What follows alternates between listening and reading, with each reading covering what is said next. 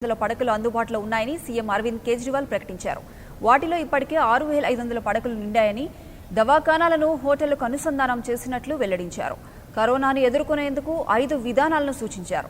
Corona రోగుల కోసం పడకల సామర్థ్యం పెంచాలని, కరోనా పరీక్షలు, ఐసోలేషన్ కేంద్రాల సంఖ్యను పెంచాలని తెలిపారు. అవసరమైన మేరకు ఆక్సిమీటర్లు అందుబాటులో ఉంచాలని, సర్వే, స్క్రీనింగ్, ప్లాస్మా థెరపీపై మరింత దృష్టి సారించాలని వెల్లడించారు. ఇవి ఢిల్లీలో కరోనా ఉధృతిని తగ్గించడానికి సహకరిస్తాయని తెలిపారు.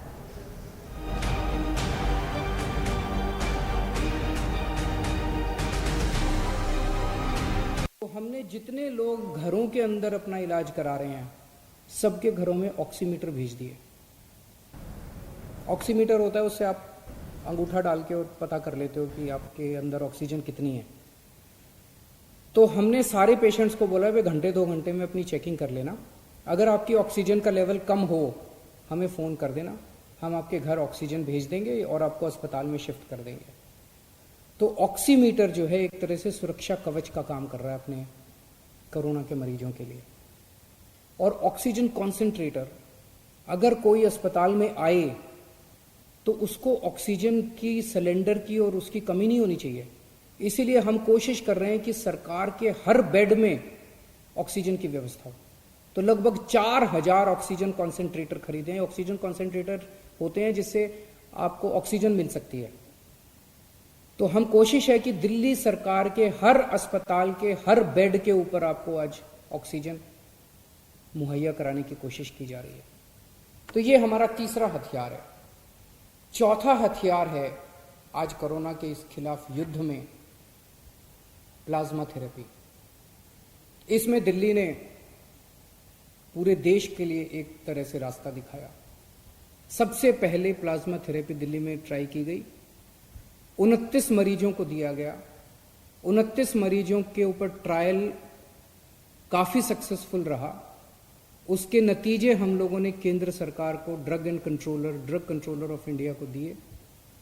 और drug and controller of India ने उसके बाद फिर दिल्ली सरकार के अस्पतालों में भी और अन्य प्राइवेट और केंद्र सरकार के अस्पतालों के लिए भी मंजूरी देनी चालू की है प्लाज्मा थेरेपी से.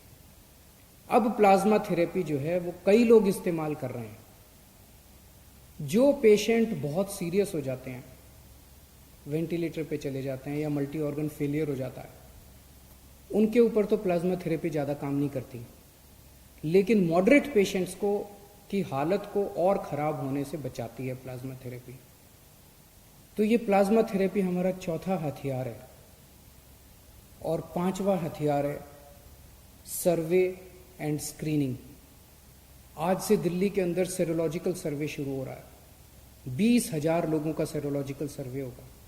घर घर के अंदर जाके सेरोलॉजिकल सर्वे कर रहे हैं, जिससे पता चलेगा कि दिल्ली में किस लेवल पे कोरोना फैला हुआ है. इस तरह के और भी खूब सर्वे और स्क्रीनिंग चलते रहेंगे. तो ये 5 हथियार हमारे हैं कोरोना के खिलाफ. हम खास तौर से केंद्र सरकार का शुक्रिया अदा करना चाहते हैं, जिन्होंने इस लड़ाई में हमें कदम कदम पे सहयोग दिया. हम मीडिया का शुक्रिया अदा करना चाहते हैं, जिन्होंने हमारी समय समय पे कमियां बताई, गलतियां बताई, ताकि हमें मौका मिला उनको सुधार करने का. बहुत सारी समाज सेवी संस्थाएं हैं जो हमें इस पूरी मुहिम के अंदर दिल्ली वालों की मदद कर रही हैं. जीत निश्चित है, लेकिन जीत कब होगी ये नहीं कह सकते. कोरोना हारेगा, दिल्ली जीतेगी. और ये 5 हथियार खूब कारगर साबित हो रहे हैं.